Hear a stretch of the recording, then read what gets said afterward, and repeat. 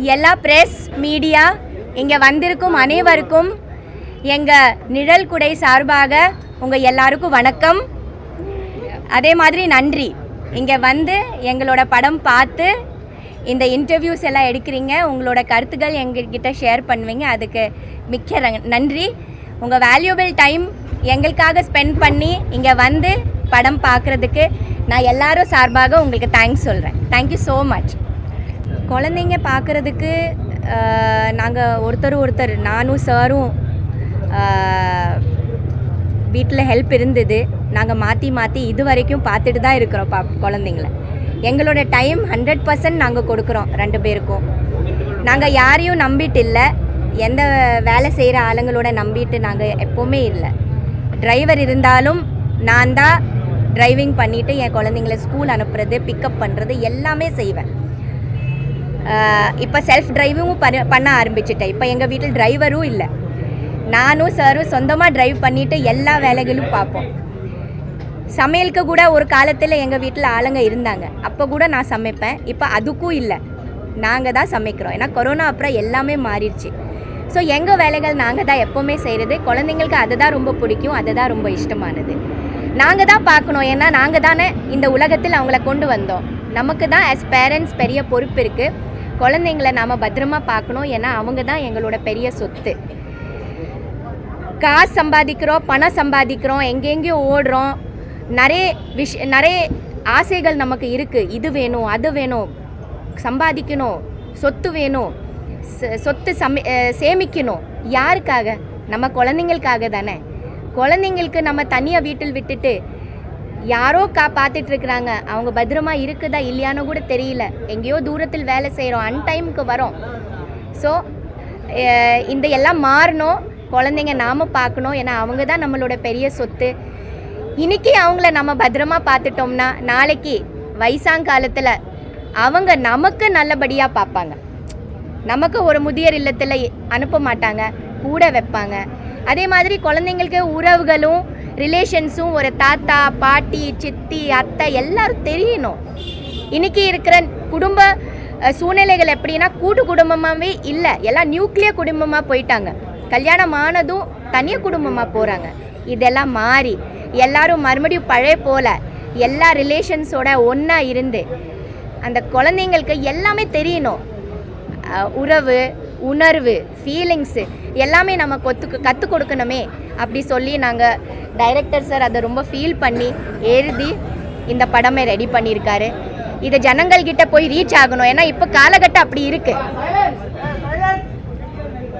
இந்த மெசேஜ் ரொம்ப முக்கியமானது, ரொம்ப இம்பார்ட்டண்ட்டான விஷயங்கள் நாம் இந்த படத்தில் சொல்லியிருக்கோம். முதியோர் இல்லங்கள் இப்போ அதிகமாகிட்டு இருக்குது, அது உண்மைதான். அது எப்போ நம்ம பெற்றவங்கள, நம்ம பேரண்ட்ஸை நம்ம பக்கத்தில் வச்சுட்டு அவங்கள ரொம்ப அன்பாக பார்த்துட்டா அதுவே போதும் தான். இது எல்லாமே நாங்கள் டைரக்டர் சார் இதை ரொம்ப யோசிச்சு சின்ன சின்ன விஷயங்கள் குழந்தைங்களுக்காக சின்ன சந்தோஷங்கள் நம்ம சேர்த்து வைக்கணும். அதுதான் அவங்களுக்கு ஒரு பெரிய சொத்து. இதுதான் இந்த படத்தோட மெயின் பாயிண்ட்.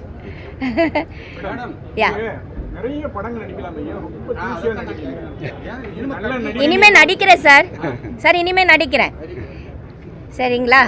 நிறைய படங்கள் நடிப்பேன், வந்துட்டு தான் இருக்குது. இந்த வருஷத்தில் நிறைய வரும். நல்ல படங்கள், கதாபாத்திரங்கள் வந்தால் கண்டிப்பாக நடிக்கிறேன் நான். சார் வருஷம் ஆமாம் சார்.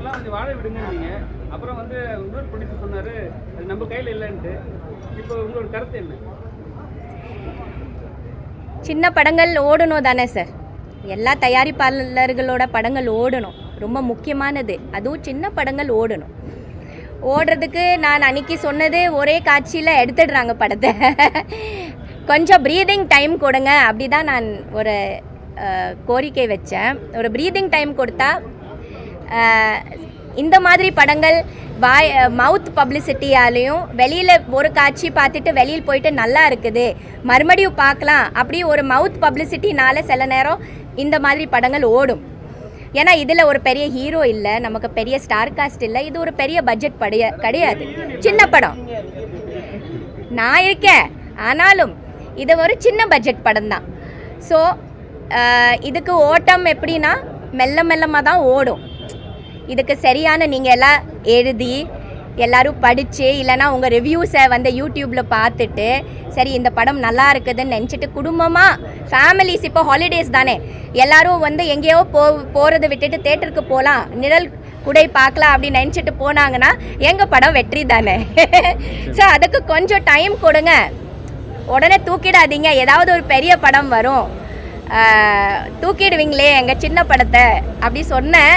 அது நியாயம்தான். ஏன்னா நான் நடிக்கிற காலத்தில் சில நேரம் ஒரு வாரம் படம் ரொம்ப டல்லாக இருக்கும், ஆனால் அடுத்த வாரத்தில் பிக்கப் ஆகிடும்னு சொல்லுவாங்க. அந்த மாதிரி நிறைய படங்கள் 2வது வாரத்தில் பிக்கப் ஆகி 100 நாள் 150 நாள் 200 நாள்லாம் ஓடி இருக்குது. அந்த மாதிரி நிறைய படங்கள் இருக்குது. ஆனால் இன்றைக்கி சூழ்நிலை அப்படி இல்லையே. அதனால் இந்த மாதிரி சின்ன தயாரிப்பாளர்களோட சின்ன பட்ஜெட் படங்கள், நல்ல கருத்துள்ள படங்கள் கொஞ்சம் தியேட்டரில் ஓடினா நல்லாயிருக்கும். அப்படி தான் நான் ஃபீல் பண்ணுறேன்.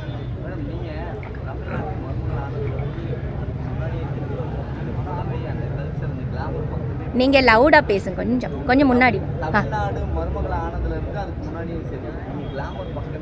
ஆமாம் ஆமாம். ஏன்னா எல்லா டேரக்டரும் கிளாமர் வேணும் தான் தேடுவாங்க. ஆனால் தேவயானியை கூப்பிட்டாம இந்த ஸ்டோரி தேவயானி கரெக்டாக இருக்குன்னு சூஸ் பண்ணுறாங்க. நீங்களும் அதே தான் சூஸ் பண்ணுறீங்க சார். இப்போ நீங்கள் கேட்குற கேள்வி 25 வருஷம் முன்னாடியோட கேள்வி இது. காதல் கோட்டையிலிருந்து என்னோட கேரக்டர் இதுவே மாறிடுச்சு, இமேஜே மாறிடுச்சு இல்லையா. எனக்கு வர கேரக்டர்ஸ் அப்புறம் அப்படி தானே எல்லாம் நல்ல கேரக்டர்ஸ் பண்ணியிருக்கேன், நல்ல படங்கள் பண்ணியிருக்கேன். இது வரைக்கும் அதை அப்படியே நான் வந்து நல்ல நல்ல படங்கள் பண்ணிட்டு தானே இருக்கிறேன். இனிமே கூட அப்படி தான் பண்ணுவேன். எனக்கு அந்த மாதிரி தான் கேரக்டர்ஸ் வந்து தேடி வரும். டைரக்டர்ஸ் வந்து உண்மையாக ரைட்டர்ஸ்னால் ஒரு கதை எழுதும்போது இந்த கேரக்டர் தேவயானி மேடம் பண்ணணும் அப்படி நினச்சாங்கன்னா எழுதிட்டாங்கன்னா கண்டிப்பாக அதை நான் இருப்பேன் அதில். ஆனால் அதை உண்மையாக அவங்க நினைக்கணும் இது கேரக்டர் அவங்க தான் பண்ணணும்னு. ஸோ கண்டிப்பாக இருப்பேன்.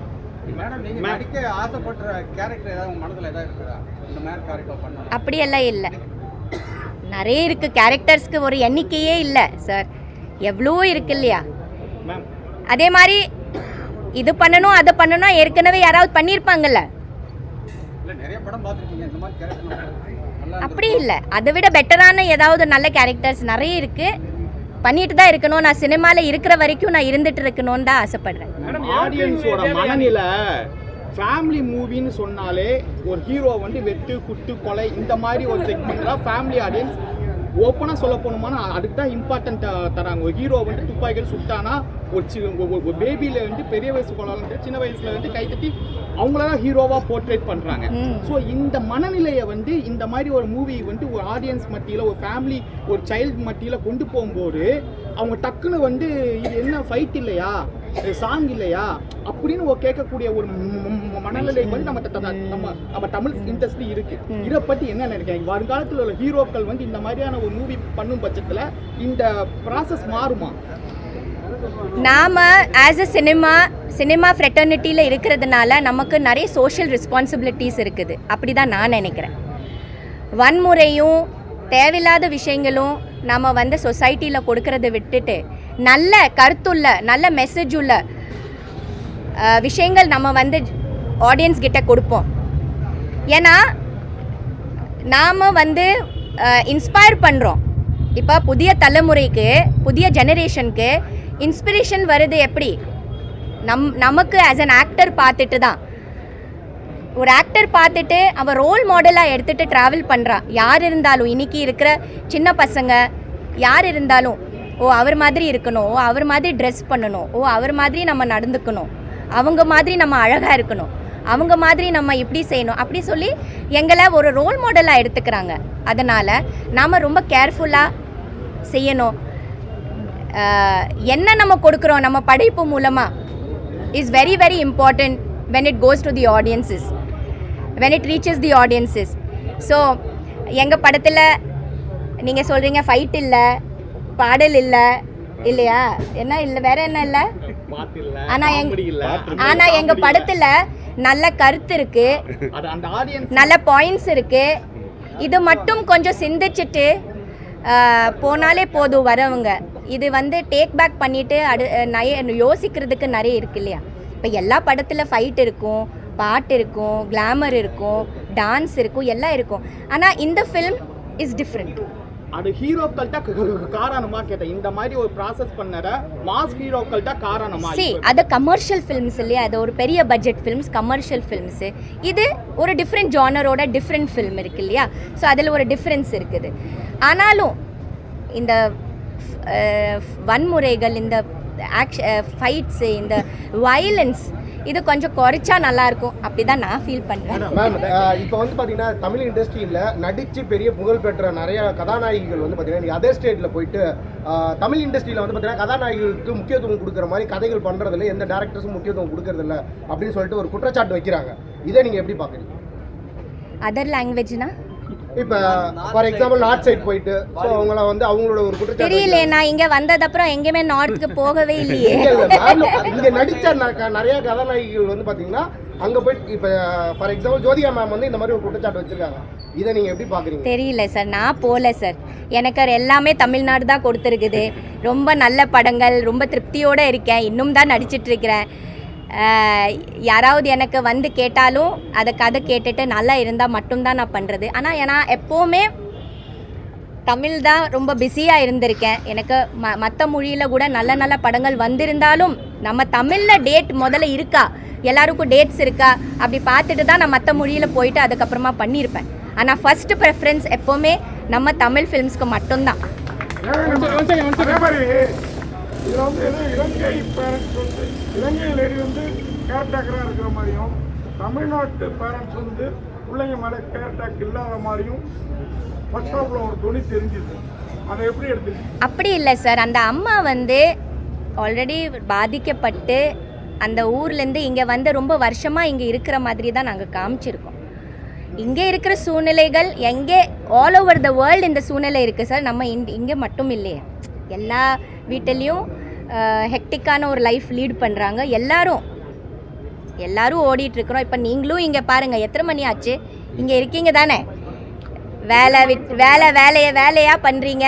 இன்றைக்கி 2-3 படங்கள் பார்த்துருப்பீங்க, இங்கே இருக்கீங்க. இப்போ என்ன டைம் ஆச்சு, இன்னும் இங்கே இருக்கீங்க. ஸோ ஹெக்டிக்கான ஒரு லைஃப் நாங்கள் எல்லோரும் நம்ம லீட் பண்ணிகிட்ருக்கோம். ஆனால் வீட்டில் பார்க்குறதுக்கு கண்டிப்பாக உங்கள் மிஸ்ஸஸோ உங்கள் ஃபேமிலி மெம்பர்ஸோ யாராவது கண்டிப்பாக இருப்பாங்க. அதனால் நீங்கள் நிம்மதியோட ஹாப்பியாக இந்த நேரத்தில் கூட இங்கே இருக்கீங்க, ஒர்க் பண்ணிகிட்ருக்கிறீங்க. இந்த மாதிரி எல்லாம் எங்களுக்கு இது பண்ணிட்டு படம் பார்க்க வந்திருக்கீங்க. ஸோ இதுதான் ரொம்ப முக்கியமானது. யாரோ ஒருத்தர், அது ஹஸ்பண்டோ ஒய்ஃபோ, அதை யாரோ பார்க்கணும். நீங்கள் சொல்கிறது சார், அது வந்து it's a world wide problem, it's a universal விஷயம்தான். இந்த படத்தில் ஒரு யூனிவர்சல் ஃபீல் தான் நாங்கள் சொல்லியிருக்கோம்.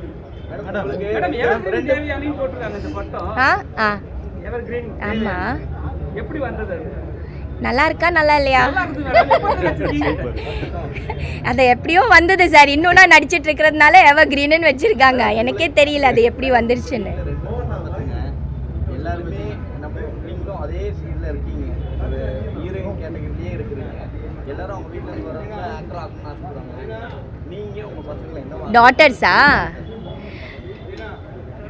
அவங்களுக்கு நடிக்கணும்னா நடிக்கலாம் சார். அவங்களுக்கு ஹீரோயின் ஆகணும்னா ஹீரோயின் ஆகலாம், அவங்களுக்கு நடிக்கணும்னா நடிக்கலாம். ஏன்னா எனக்கு சினிமா ரொம்ப பிடிக்கும்.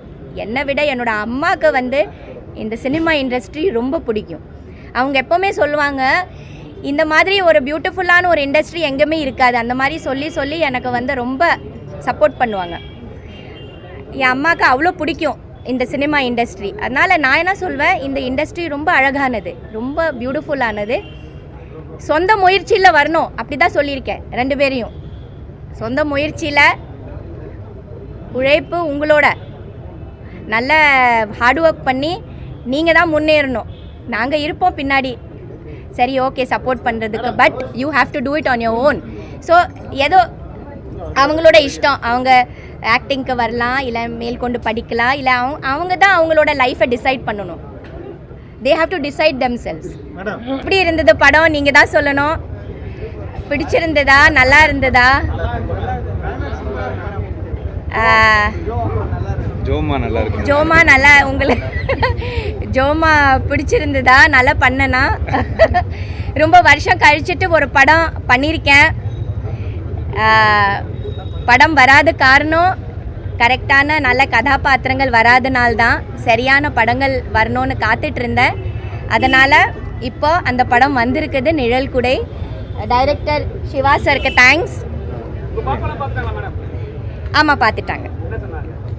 நல்லா இருக்குன்னு சொன்னாங்க. இருக்கு சார், இருக்கு இருக்கு இருக்கு இருக்கு இருக்கு இருக்கு இருக்கு. ஆமாம், அதுதான் உண்மை. இப்போ இருக்கிற காலகட்டம் அப்படி தானே இருக்குது. முதியோர் இல்லங்கள் அதிகமாக ஆயிட்டுருக்குது. குழந்தைங்கள் இப்போ ரொம்ப லேப்டாப், ஃபோன், டேபு, வீடியோ கேம்ஸில் தான் அடிக்ட் ஆகிருக்காங்க. இது எல்லாமே மாறணும்.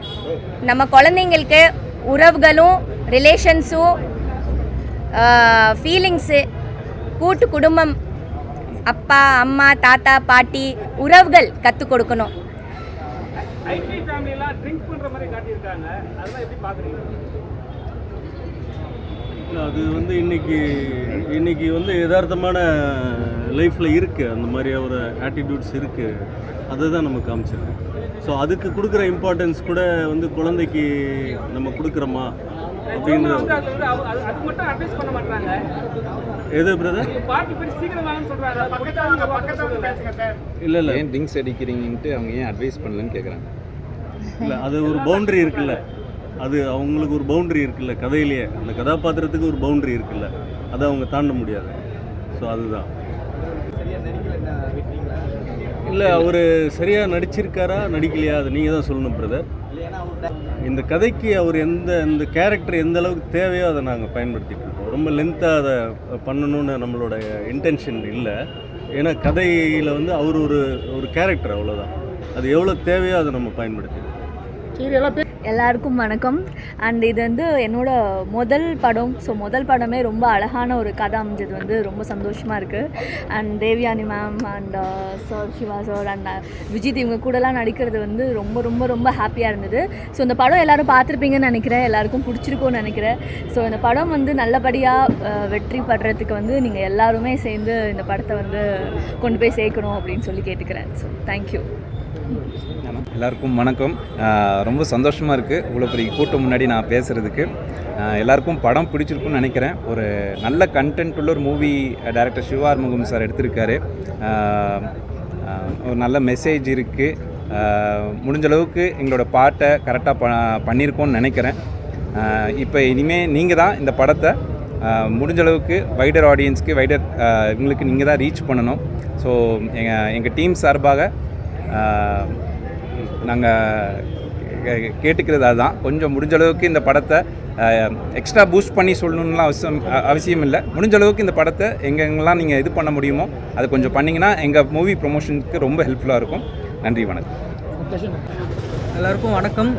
ஃபஸ்ட்டு இங்கே வந்திருக்கிற ப்ரெஸ் பீப்புள் எல்லாருக்கும் ரொம்ப ரொம்ப தேங்க்ஸ். இது என்னோடய ஃபஸ்ட்டு படம்.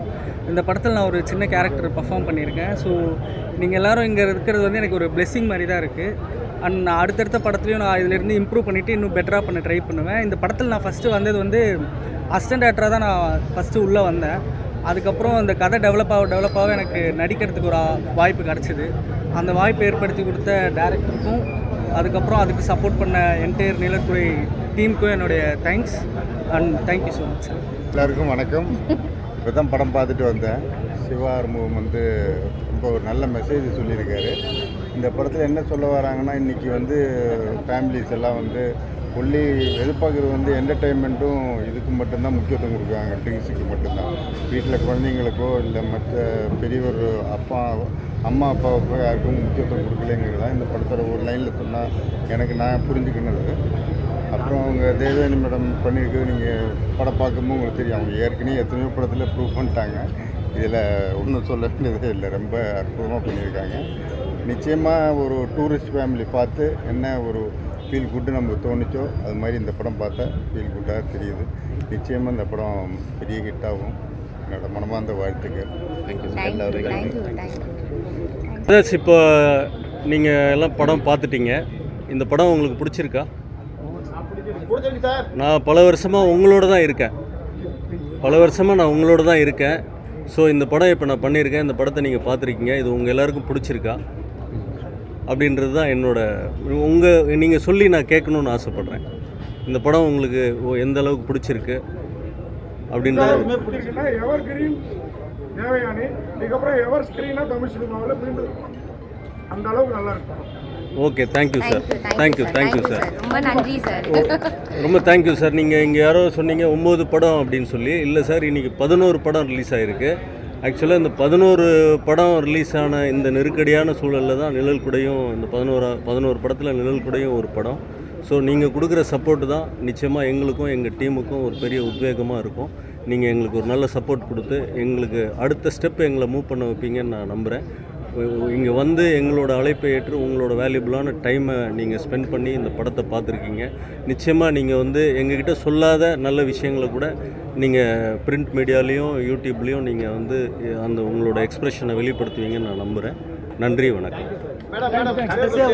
தமிழ்நாட்டுக்கு எவ்வளோ லீட் ரோல் பண்ணியிருக்கீங்க, இதில் உங்களுக்கு தான் முக்கியத்துவம். அடுத்து வரக்கூடிய கதைகளும் இதே மாதிரி முக்கியத்துவம் வாய்ந்த கதைகள் தான் பண்ணுவீங்களா? கண்டிப்பாக பண்ணுவேன். ஏன்னா இப்போ பார்த்தீங்கன்னா நயன்தாரா, ஜோதிகா மட்டும் அப்படி தான் பண்ணிட்டு இருக்காங்க. நீங்களும் அடுத்து வரக்கூடிய படங்கள் அதே மாதிரி தான் லீட் கேரக்டர் தான் பண்ணுவீங்களா? நல்ல படங்கள் தான் பண்ணுவேன் சார். லீட் தான் பண்ணுவீங்க? எஸ், கண்டிப்பாக பண்ணுவேன். பெண்களுக்கு முக்கியத்துவம் உள்ள கதைகள் மட்டும் தான் பண்ணுவீங்க? மட்டும்தான் அப்படி சொல்ல முடியாது. நல்ல படங்களில் தேவயானி இருக்கும். தேங்க்யூ.